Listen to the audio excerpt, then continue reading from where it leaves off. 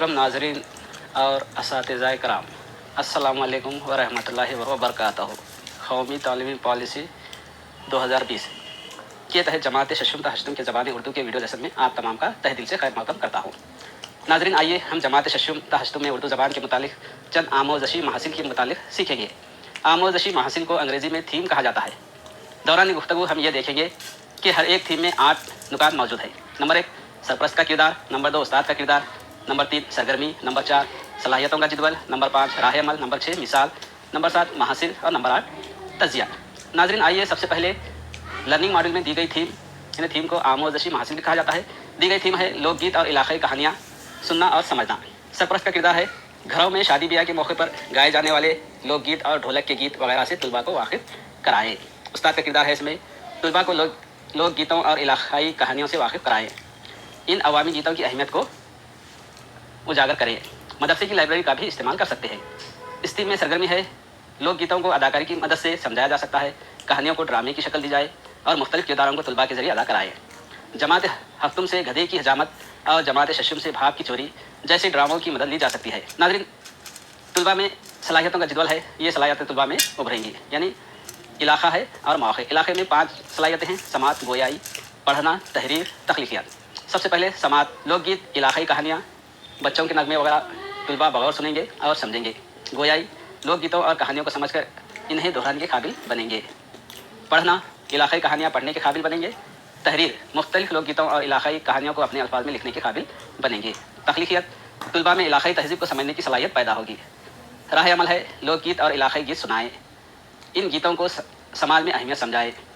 गृही मुबाहिसे के ज़रिए तलबा में तजस्सुस को उजागर करें। मिसाल है एक बेतरतीब कहानी देकर तलबा से इस कहानी को तरतीबवार लिखने के लिए कहें। दर्ज झेल एक कहानी हलीमा फिरदौस की लिखी हुई किताब अल्फाज की तलाश से ली गई है। इस कहानी के जुमले बेतरतीब दिए गए हैं, जहाँ कहानी की मुनासिबत से तरतीबवार लिखना है। नंबर 1 साहब की हर ज़रूरत का ख्याल रखना और इनके बेटे टीपू की जा और बेजा फरमाइश पूरी करना रहीम बाबा की ज़िंदगी का मकसद बन गया था। नंबर 2 इनकी ये फ़र्ज शनासी और गैर ज़रूरी मुदाखलत शराफत हुसैन की बीवी को एक आंख ना भाती। नंबर 3 शराफत हुसैन एक शहर में अपनी बीवी और बच्चे के साथ तकरीबन 10 साल से रह रहे थे। नंबर 4 क्योंकि घर के कामकाज के अलावा हर फर्द के दुख को वो अपना समझते थे। नंबर 5 इस शहर में इनका कोई दोस्त नहीं था, ना ही रिश्तेदार। खुदा के फजल से इन्हें एक इंतहाई गरीब और शरीफ नौकर रहीम बाबा की सूरत में मिल गया था। अब इसकी सही तरतीब है, देखिए।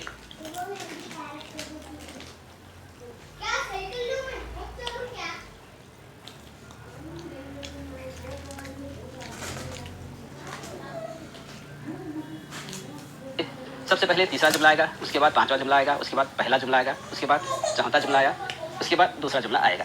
अब इसका महासिल यह है, देखिए, तलबा में लोकगीतों और इलाक़ाई कहानियों के तहत दिलचस्पी पैदा होगी, इलाक़ाई ज़बान से वाक़फ़ियत हासिल होगी, तलबा में इलाक़ाई तहज़ीब की समझ पैदा होगी। इस थीम का तजिया यह है कि तलबा अपने इलाक़े के लोकगीत और कहानियों से रोशनास हुए और जो है तलबा इलाक़ाई ज़बान को समझने की सलाहियत पैदा हुई और जो है इलाक़ाई तहज़ीब की थोड़ी बहुत मालूमात हासिल हुई। ये थी थीम। अब दूसरी थीम की तरफ चलते हैं। क्या है, देखिए, थीम यानी आमोज़शी महासिल, यानी थीम क्या है, देखिए, दिए गए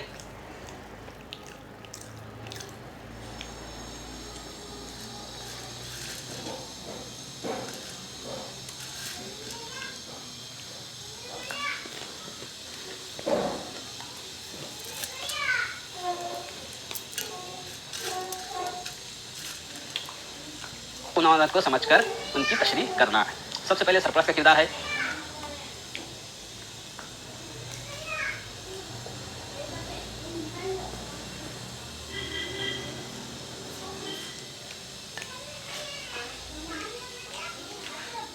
मुख्तलिफ उन्वानात के मुतालिक सरपरस्त जो कुछ मालूमात रखते हैं अपने बच्चों के साथ इजहार ख्याल करें। उस्ताद का किरदार है किसी जानी पहचानी चीज़ से तशबीह दे ताकि तलबा अच्छी तरह ज़हन नशीन कर सके। मौलिम तलबा को एहसास दिलाए कि हर एक पर उसकी तवज्जो है। नामानूस चीज़ की वजाहत के लिए मानूस चीज़ से तशबीह दे। मौज़ू काबिल फ़हम और दिलचस्प हो। उन्वाना ज़बानी तहरीरी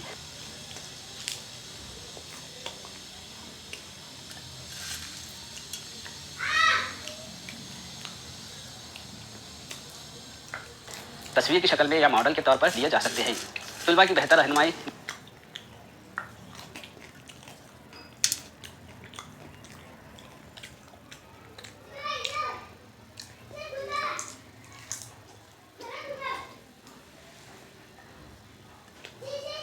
निगरानी करें, لائبریری کا استعمال بھی کر سکتے ہیں۔ سرگرمی ہے اس کی برجستہ تقریری مقابلے کا انعقاد کر سکتے ہیں۔ کوئی کہانی یا نظم دی جائے جس کو طلباء بغور مطالعے کے بعد اپنی سمجھ سے عنوان دیں۔ حالات حاضرہ کے عنوانات جیسے کووڈ-19 کمپیوٹر وغیرہ کا انتخاب بہتر رہے گا۔ کسی اہم شخصیت کی تصویر دکھا کر مختصر مضمون رقم کرنے کے لیے کہے، مثلا مہاتما گاندھی جی، مولانا ابوالکلام آزاد وغیرہ۔ ناظرین دیکھیے طلباء میں یہ صلاحیت اجاگر ہوں گی۔ صلاحیتوں کا جدول ہے، اس میں بھی جو ہے علاقہ اور مواقع ہے۔ علاقہ یعنی سماعت، گویائی، پڑھنا، تحریر، تخلیقیت۔ سماعت میں ہے کہانیاں اور نظمیں سن کر سمجھنے کی صلاحیت پیدا ہوگی اور ان میں موجود فکر کو سمجھ سکیں گے۔ گویائی دیے گئے عنوانات کا اپنے الفاظ میں اظہار کرنے کی صلاحیت پیدا ہوگی۔ پڑھنا دیے گئے عنوانات کو سمجھنے کے لیے مختلف وسائل جیسے اخبارات، لائبریری کی کتابیں وغیرہ پڑھنے کی صلاحیت پیدا ہوگی۔ تحریر یعنی دیے گئے عنوانات پر اپنے الفاظ میں مضامین تحریر کر سکیں گے۔ تخلیقیت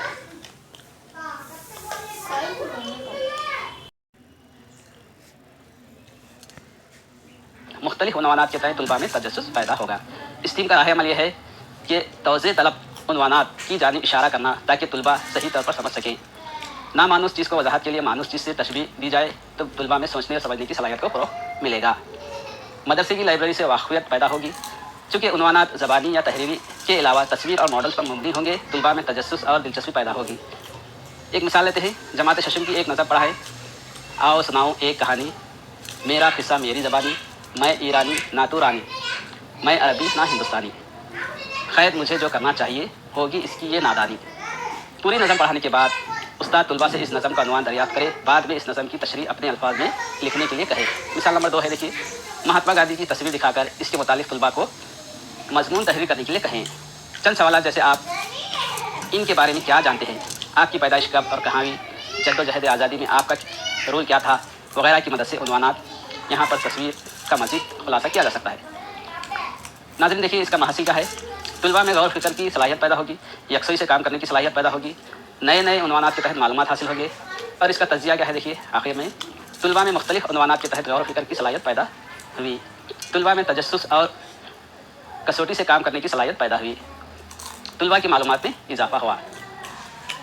آئیے ناظرین اور اساتذہ کرام مختلف اور ایک تھیم دیکھیں گے، مختلف آموزشی محاصیل کے لیے سرگرمیوں میں جو ہے اور ایک تھیم ہے اشعار کی تشریح کرنا، کہانیوں کو ڈراموں کی شکل میں پیش کرنا۔ اس میں بھی سب سے پہلے سرپرست کا کردار ہے۔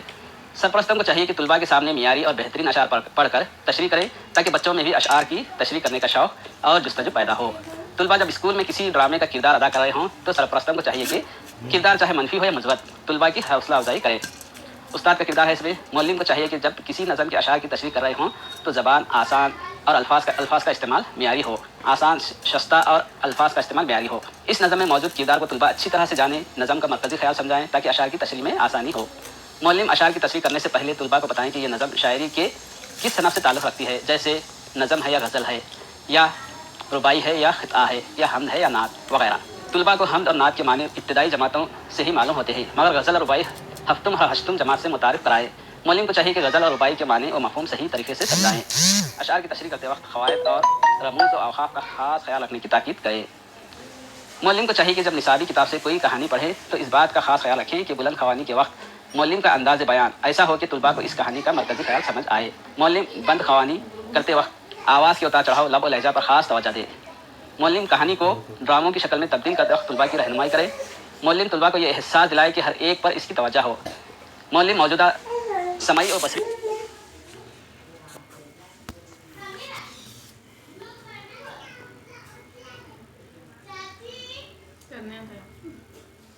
آلات کی مدد سے کہانی کو ڈرامے کی شکل دے سکتا ہے۔ اس کی ایک سرگرمی ہے، اس طرح کرائی جا سکتی ہے، طلباء کو 2 یا 4 کے گروپ میں تقسیم کر کے نظم کے اشعار کو ان گروپ میں بانٹ کر اشعار کی تشریح کرنے کے لیے کی جا سکتی ہے۔ نصابی کتاب میں موجود نظموں، غزلوں اور رباعیوں کے اشعار کی تشریح جو مشق دیے گئے ہیں کروا سکتے ہیں۔ 2 گروپ بنا کر اشعار کی تشریح بہت آسانی سے کی جا سکتی ہے۔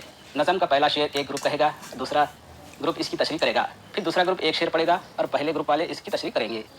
کسی تصویر کو دکھا کر اس پر شعر پڑھنا اور اس شعر کی تشریح کرنا، مثلا ہندوستان کی تصویر دکھائیے اور اس پر شعر پڑھ کر تشریح کرنے کو کہنا۔ بچے کی دعا مانگتی ہے تصویر وغیرہ۔ طلباء کو کہانی کو ڈراموں میں تبدیل کرتے وقت کہانی کے کردار کو معلموں کو لکھنے کے لیے، نظم کو لکھنے کے لیے 2 کے گروپ بنا کر بھی لکھنے کے لیے کہا جا سکتا ہے، جیسے کہ جماعت ہفتم کی کہانی اعتبار اور فہم و فراست کا بادشاہ وغیرہ۔ ڈراموں کی شکل میں پیش کرتے وقت معیاری اور مفید ڈراموں کی مدد بھی لی جا سکتی ہے۔ اساتذہ یہاں پہ دیکھیے بچوں میں صلاحیتوں کا جدول ہے، یہ صلاحیتیں جو ہے بچوں میں اس تھیم کے تحت ابھریں گی۔ علاقہ اور اس کے مواقع ہیں، اس میں بھی 5 صلاحیتیں ہیں، یعنی سماعت، گویائی، پڑھنا، تحریر، تخلیقیت۔ سماعت میں ہے اشعار کی تشریح ہو یا ڈرامے کے مکالمے، زبان عام فہم شستہ اور الفاظ کا استعمال معیاری ہوتا ہو تاکہ سننے والے بغور سنیں اور دلچسپی پیدا ہو۔ گویائی اشعار اور کہانی ایسے ہوں کہ تشریح کرنے والے سننے کے بعد غور و فکر کر کے ان میں اس شعر کا مطلب بولنے کی صلاحیت پیدا ہو۔ اشعار صاف ستھرے اور آسان ہوں تاکہ تشریح آسانی سے کر سکیں۔ پڑھنا، اشعار کو خوب نصابی اور غیر نصابی کتابوں رسالوں سے پڑھنا، کہانیوں کو سلیس اور بہترین طریقے سے پڑھنا، پڑھتے وقت آواز کا اتار چڑھاؤ، قواعد کا استعمال، رموز و اوقاف کی صحیح سب بندی کی جائے۔ تحریر، اشعار کی تصویر معیاری انداز میں کریں، الفاظ کا انتخاب معیاری اور صاف ستھرا ہو، ڈرامے کے مکالمے کرداروں کے حساب سے ہوں، تخلیقیت، طلباء میں تحقیقی صلاحیت پیدا ہو۔ ناظرین آئیے راہ عمل دیکھتے ہیں۔ اشعار کی تشریح اور کہانی کو ڈرامے کی شکل میں تبدیل کرنے کے لیے الفاظ کا استعمال شستہ، صاف اور بہترین انداز میں کرایا جائے گا۔ نصابی اور غیر نصابی اشعار جو مختلف صنف سے تعلق رکھتے ہوں معیاری منتخب کیے جائیں۔ شعراء کے متعلق جانکاری دیں اور نظم کے مرکزی خیال کو بہترین انداز میں پیش کریں تاکہ طلباء کو تشریح کرتے وقت آسانی ہو۔ مثال کے طور پر جماعت ششم کی نظم ہندوستان کی بلند ہوا میں موجود بہترین انداز میں کرے اور ترنم کے ساتھ پیش کرے۔ نظم کا نام ہے ہندوستان۔ یہ ہندوستان رشک کے خلدے بری، اگلتی ہے سونا وطن کی زمین، کہیں کوئلے اور لوہے کی کان، کہیں سرخ پتھر کی اونچی چٹان، کہیں سنگ مرمر کی شفاف سل، پھسلتا ہے جس کی صفائی پہ دل۔